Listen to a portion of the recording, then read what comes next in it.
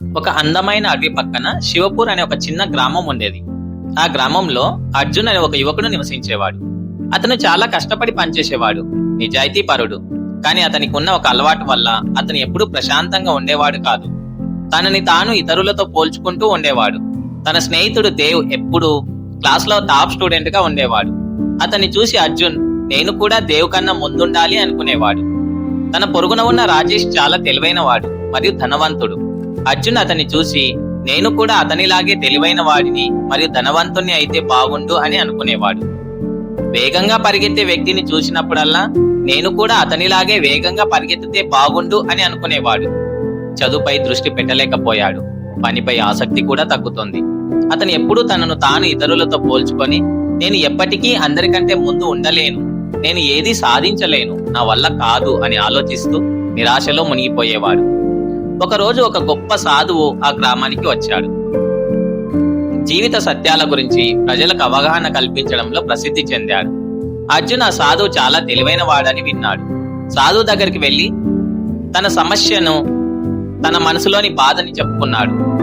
గురుదేవ్, నేను చాలా కష్టపడి పనిచేసేవాడిని, కానీ నాకంటే తెలివైన వాడిని, నాకంటే గొప్పవాడిని చూసినప్పుడల్లా నాకు బాధగా ఉంటుంది. నేను ఎప్పుడూ వారిలా ఉండలేనని నాకు అనిపిస్తుంది. దయచేసి సమస్య నుండి బయటపడడానికి నాకు సహాయం చేయండి అని అడిగాడు. సాధువు ఒక చిరునవ్వు నవ్వి రేపు ఉదయం గ్రామంలోని అతి పెద్ద చెట్టు దగ్గరకు రా, నీ ప్రశ్నకు సమాధానం అక్కడ దొరుకుతుంది అని చెప్పాడు. అర్జున్కి ఇది వింతగా అనిపించింది. కానీ సాధువు మీద నమ్మకంతో మరుసటి రోజు ఉదయం సూర్యుడు ఉదయించగానే అక్కడికి వెళ్తాడు. ఆ సాధువు అప్పటికే అక్కడికి వచ్చి ఉన్నాడు. అర్జున్ రావడం చూసి నాయనా, ఒకసారి ఈ అడవిని జాగ్రత్తగా చూసి నువ్వు ఏం గమనించావో చెప్పు అన్నాడు. అర్జున్ చుట్టూ చూసి ఇక్కడ వివిధ రకాల చెట్లు ఉన్నాయి. కొన్ని చాలా పొడవుగా ఉన్నాయి, కొన్ని పొట్టిగా ఉన్నాయి, మరి కొన్నిటికి చాలా పండ్లు ఉన్నాయి, ఇంకొన్ని చెట్లకు అసలు పండ్లే లేవు అన్నాడు.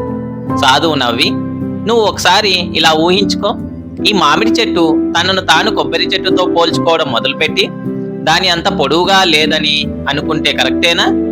అదే కొబ్బరి చెట్టు మామిడి చెట్టులా తీపి పండ్లు ఇవ్వడం లేదని అనుకుంటే అందులో అర్థం ఉంటుందా అని అడిగాడు. అర్జున్ సమాధానం ఇస్తూ గురుదేవ్, అది చాలా మూర్ఖత్వంగా ఉంటుంది అన్నాడు. సరే, ఈ అడవి నీకు ఎలా కనిపిస్తుందో చెప్పు అని అడిగాడు సాధువు. అర్జున్ చుట్టూ చూసి చాలా అందంగా సమతుల్యంగా ఉంది అన్నాడు. సాధువు నవ్వి అదే జీవితంలోని గొప్ప సత్యం అన్నాడు. ప్రతి చెట్టుకు దాని స్వంత ప్రత్యేకత, ఉనికి మరియు ఉద్దేశం ఉన్నట్లే ప్రతి మనిషికి వారి స్వంత ప్రయాణం మరియు గమ్యం ఉంటుంది. సృష్టిలో మామిడి చెట్టు తీపి పండ్లను ఇవ్వడానికి తయారు చేయబడింది. కొబ్బరి చెట్టు ఎత్తు మరియు బలం కోసం నిర్మించబడింది. వాటి పుట్టుకలు భిన్నంగా ఉంటాయి, అయినా రెండూ కూడా ముఖ్యమైనవే.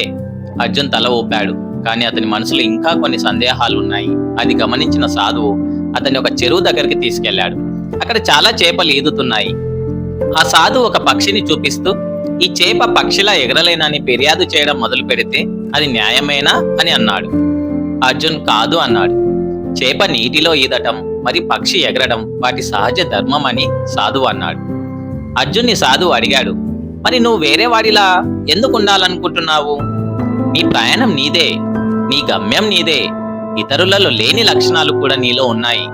నీలో ఉన్న లక్షణాలు వేరే వాళ్ళలో ఉండకపోవచ్చు అని అన్నాడు. ఈ విషయం విన్న తర్వాత అర్జున్ సాధువు మాటల్లోని అంతరార్థాన్ని గ్రహించాడు.